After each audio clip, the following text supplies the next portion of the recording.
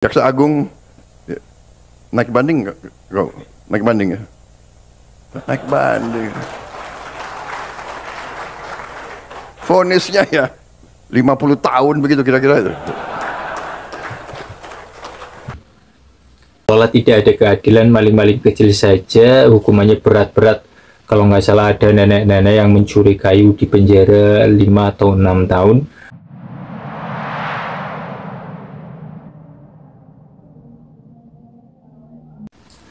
Assalamualaikum warahmatullahi wabarakatuh. Bagaimana kabar Anda semua, seluruh sebangsa setanah air? Semoga dalam keadaan sehat walafiat. Selamat datang yang baru bergabung di channel Islam Pedoman, Islam yang moderat dan santai. Kali ini akan membahas tentang sesuatu yang sedang ramai, yaitu tentang korupsi di negara kita tercinta ini. Mari kita lihat sambutan dari Bapak Prabowo, bagaimana respon beliau. Kita lihat sama-sama. Tapi kalau dia mengancam kehidupan rakyat Indonesia, kalau perlu kita tenggelamkan kapal-kapal itu. Dan saya mohon ya, kalau sudah jelas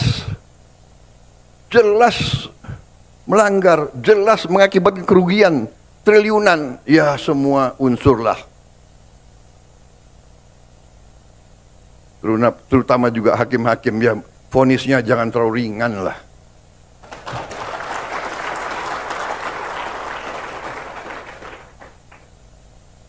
Nanti dibilang Prabowo nggak ngerti hukum lagi. Tapi rakyat pun ngerti, rakyat di pinggir jalan ngerti. Ngerampok triliunan, kalau triliunan, ratusan triliun. Vonisnya sekian tahun. Nanti jangan-jangan di penjara pakai AC, punya kulkas, pakai TV. Tolong Menteri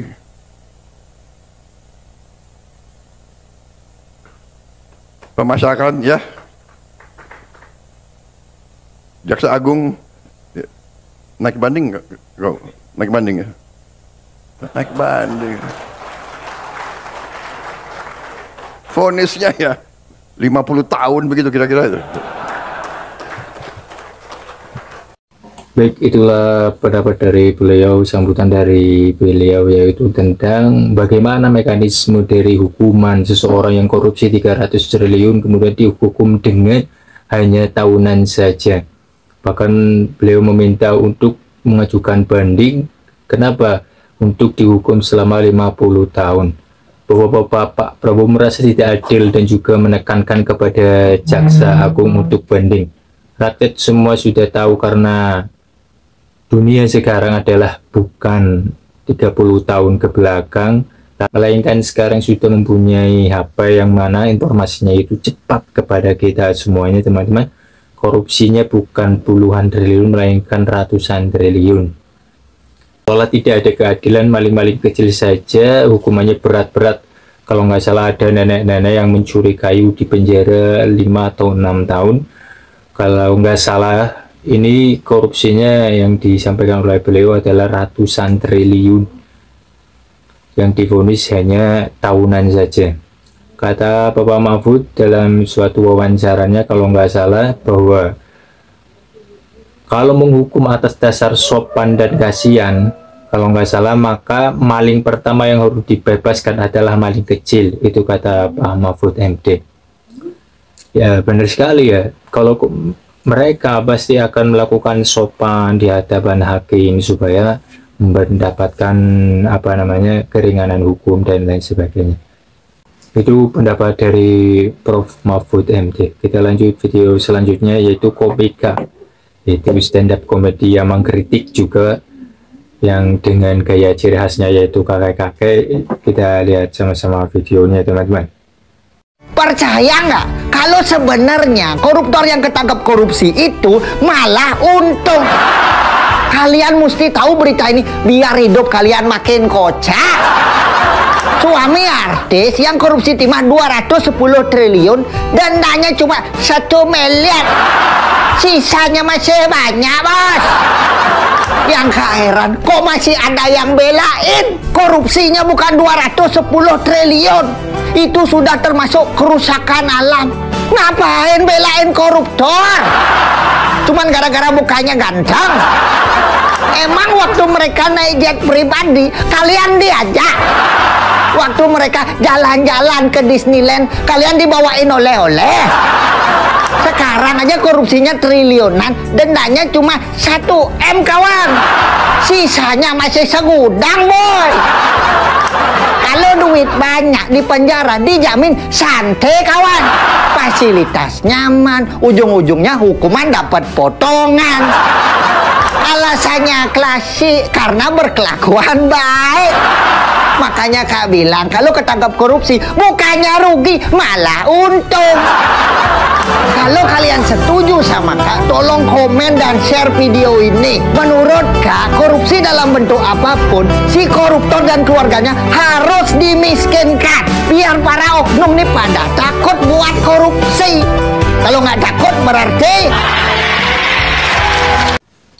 Ya itulah sindiran dari komika yang punya ciri khas penampilan sebagai kakek-kakek. Harusnya hukuman untuk korupsi adalah memiskinkan para koruptor supaya ada efek jera dan tidak melakukan perbuatan itu lagi. Jadi beberapa di Indonesia itu terkadang korupsi itu sesuatu hal yang bahkan menjadi suatu proyek ya teman-teman. Ya tidak tahulah bagaimana lagi kalau misalkan Indonesia tidak korupsi, mungkin Indonesia akan makmur dan jaya. Itulah jadi negara yang makmur dan lain sebagainya, itu yang harapan kita semua. Kita lanjut video yang ketiga, yaitu tiktokers yang namanya channelnya Oki Yarisandi. Kita lihat sama-sama videonya. Presiden Prabowo akan memaafkan koruptor. Wow, oke, kita bahas. Saat masih kampanye dulu guys, Presiden Prabowo pernah bilang nih bahwa ia akan mengejar koruptor sampai ke Antartika. Kalau perlu, beliau akan kirim nih pasukan khusus. Wah, heroik banget ya. Tapi lagi-lagi, ini cuma omong-omong belaka guys. Karena baru aja beliau menyampaikan rencananya akan memaafkan koruptor yang mengembalikan uang curiannya kepada negara. Jadi kesimpulannya, koruptor nggak bakal lagi dikejar sampai ke Antartika ya. Cuma dikejar sampai ke ATM buat transfer balik uang curiannya kepada negara. Nah, kayaknya guys, ini bukan rencana baru Presiden Prabowo.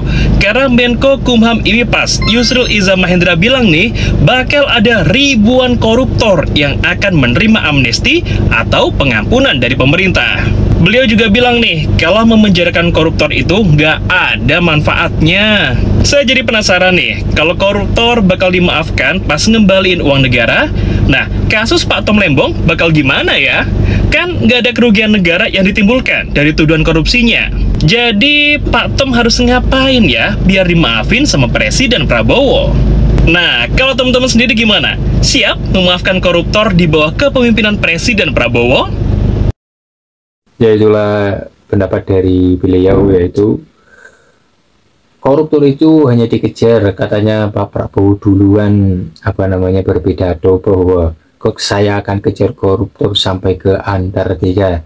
Tapi nyatanya beberapa sambutan beliau bahwa korupsi atau koruptor akan dimaafkan, berarti tidak dikejar sampai ke Antartika, melainkan ke ATM saja untuk mentransfer kerugian negara.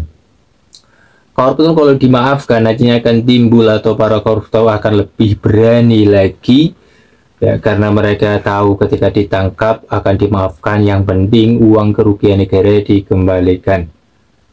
Tapi Presiden Prabowo, saya kira ini bukan soal memaafkan koruptor, pasti ada sesuatu strategi yang kita tidak tahu apa yang akan dilakukan Pak Prabowo selanjutnya untuk menangani kasus korupsi. Kita tahu bersama bahwa beliau adalah sosok yang tegas, jadi kita tidak bisa mencerna perkataan Pak Prabowo secara bulat-bulat saja atau letterlek saja.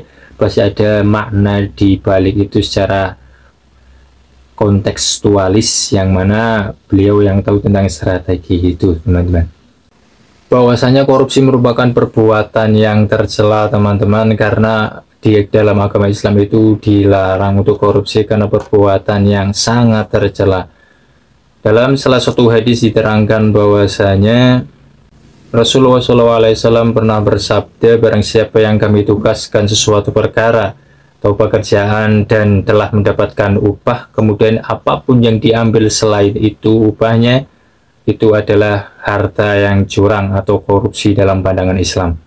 Dalam ayat Al-Quran dijelaskan surat Al-Baqarah ayat 188, artinya janganlah kamu makan harta di antara kamu dengan jalan yang batil, dan janganlah kamu membawa urusan harta kepada para hakim, dan maksud agar kamu dapat menemukan, dan maksud agar kamu memakan sebagian harta orang lain itu dengan jalan dosa, padahal kamu mengetahuinya bahwa harta korupsi itu adalah harta yang batil karena bukan haknya diambil, melainkan banyak sekali yang diambil.